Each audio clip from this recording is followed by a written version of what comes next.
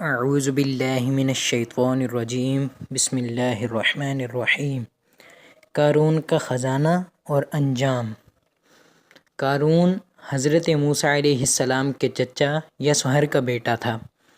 بہت ہی شکیل اور خوبصورت آدمی تھا، اس لیے لوگ اس کے حسن و جمال سے متاثر ہو کر اس کو منور کہا کرتے تھے۔ اس کے ساتھ ساتھ اس میں یہ کمال بھی تھا کہ وہ بنی اسرائیل میں توریت کا بہت بڑا عالم تھا اور بہت ہی ملنسار و با اخلاق انسان تھا، اور لوگ اس کا بہت ہی ادب و احترام کرتے تھے۔ لیکن بے شمار دولت اس کے ہاتھ میں آتے ہی اس کے حالات ایک دم تغیر پیدا ہو گیا اور سامری کی طرح منافق ہو کر حضرت موسیٰ علیہ السلام کا بہت بڑا دشمن ہو گیا اور اعلیٰ درجے کا متکبر اور مغرور ہو گیا۔ جب زکوٰۃ کا حکم نازل ہوا تو اس نے حضرت موسیٰ علیہ السلام کے روبرو یہ عہد کیا کہ وہ اپنے تمام مالوں میں سے 1000واں حصہ زکوٰۃ نکالے گا۔ جب اس نے اپنے مالوں کا حساب لگایا تو ایک بہت بڑی رقم زکوٰۃ کی نکلی۔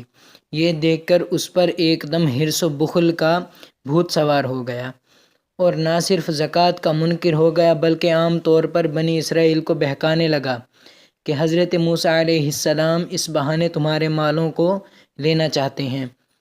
یہاں تک کہ حضرت موسیٰ علیہ السلام سے لوگوں کو برگزیدہ کرنے کے بعد اس خبیث نے یہ گندی اور گھناؤنی چال چلی کہ ایک عورت کو بہت زیادہ مال و دولت دے کر آمادہ کر لیا کہ وہ آپ پر معاذ اللہ بدکاری کا الزام لگائے۔ چنانچہ عین اس وقت جب کہ حضرت موسیٰ علیہ السلام واعظ فرما رہے تھے، قارون نے آپ کو ٹوکا کہ فلاں عورت آپ پر بدکاری کی الزام لگا رہی ہے۔ حضرت موسیٰ علیہ السلام نے فرمایا کہ اس عورت کو میرے سامنے لاؤ۔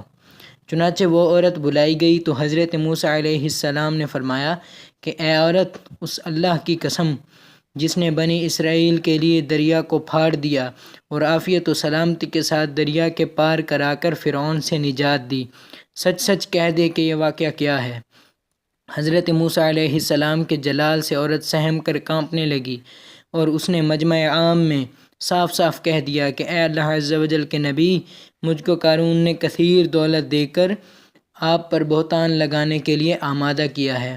اس وقت حضرت موسیٰ علیہ السلام آپ دیدہ ہو کر سجدہ شکر میں گر پڑے اور بحالت سجدہ آپ نے یہ دعا مانگی کہ یا اللہ، قارون پر اپنا قہر و غضب نازل فرما دے۔ پھر آپ نے مجمع سے فرمایا کہ جو قارون کا ساتھی ہو وہ قارون کے ساتھ ٹھہرا رہے اور جو میرا ساتھی ہو وہ قارون سے جدا ہو جائے۔